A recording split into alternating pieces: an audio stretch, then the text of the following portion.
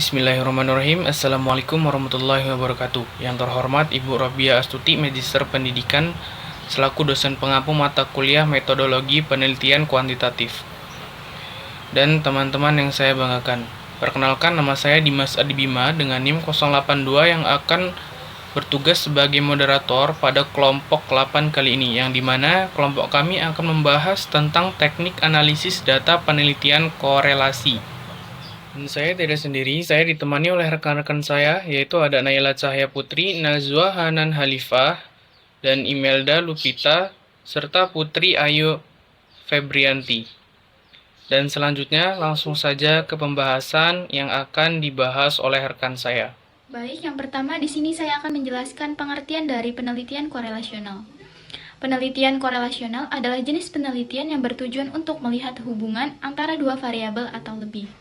Misalnya, apakah ada hubungan antara minat belajar dan prestasi siswa. Nah, penelitian korelasional digunakan untuk mengetahui apakah dua hal itu saling berhubungan. Menurut Hartono 2019, penelitian korelasional adalah proses penelitian yang digunakan untuk menentukan hubungan antara dua variabel atau lebih, dan juga bisa digunakan untuk membuat prediksi berdasarkan hubungan tersebut. Artinya, kalau kita tahu dua hal itu punya hubungan yang kuat, maka kita bisa memperkirakan apa yang terjadi pada satu variabel jika kita tahu kondisi variabel yang lain.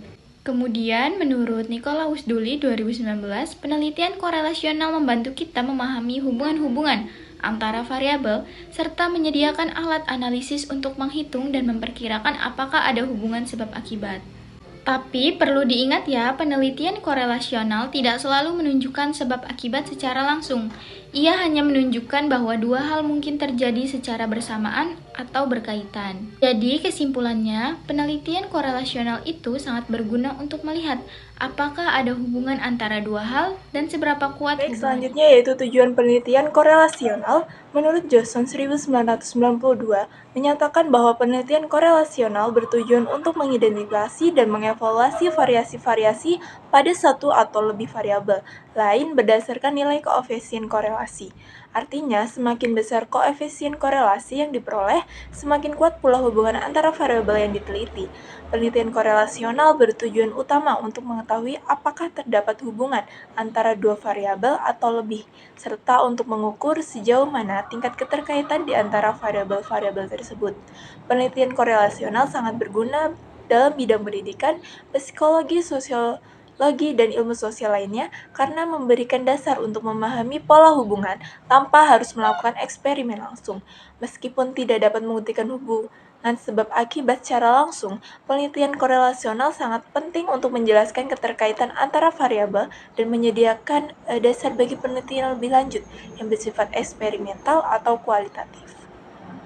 Ciri-ciri penelitian korelasional. Penelitian korelasi analisis bertujuan untuk mengetahui hubungan antar variabel. Menurut Vina Sanjaya 2013, penelitian ini memiliki beberapa ciri utama. Yang pertama, subjek banyak. Menggunakan satu kelompok subjek yang besar karena berkaitan dengan populasi dan sampel. Yang kedua, data kuantitatif. Data yang digunakan bersifat kuantitatif dan dianalisis secara statistik. Jika datanya kualitatif, perlu dikonversi ke bentuk kuantitatif. Relasi antar variabel. Hubungan antar variabel tidak seperti pada eksperimen. Variabel tidak dimanipulasi, hanya diukur hubungannya. Selanjutnya ada langkah-langkah pokok penelitian korelasional. Menurut Randy Pratama et al. Tahun 2023, peneliti korelasional memiliki beberapa langkah sebagai berikut. Nah, yang pertama itu pilih dan rumuskan masalah. Langkah pertama dalam penelitian korelasional adalah memilih dan merumuskan masalah secara tepat dan terfokus. Masalah harus bersifat relevan, aktual, dan memungkinkan untuk diteliti dengan pendekatan kuantitatif. Lalu yang kedua ada studi literatur. Studi literatur merupakan bagian penting dalam tahapan awal penelitian. Melalui kegiatan ini, peneliti mengkaji teori-teori yang relevan dari buku, jurnal ilmiah, laporan penelitian terdahulu, maupun sumber kredibel lainnya. Lalu yang ketiga ada identifikasi variabel yang relevan untuk diteliti. Setelah masalah dirumuskan dan teori dikaji, langkah selanjutnya adalah mengidentifikasi variabel-variabel yang relevan.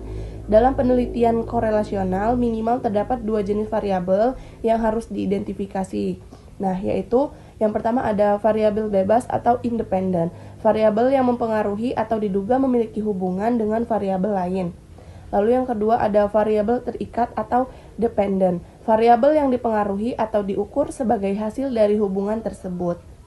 Lalu yang keempat, menentukan sampel, instrumen, dan teknik untuk analisis data.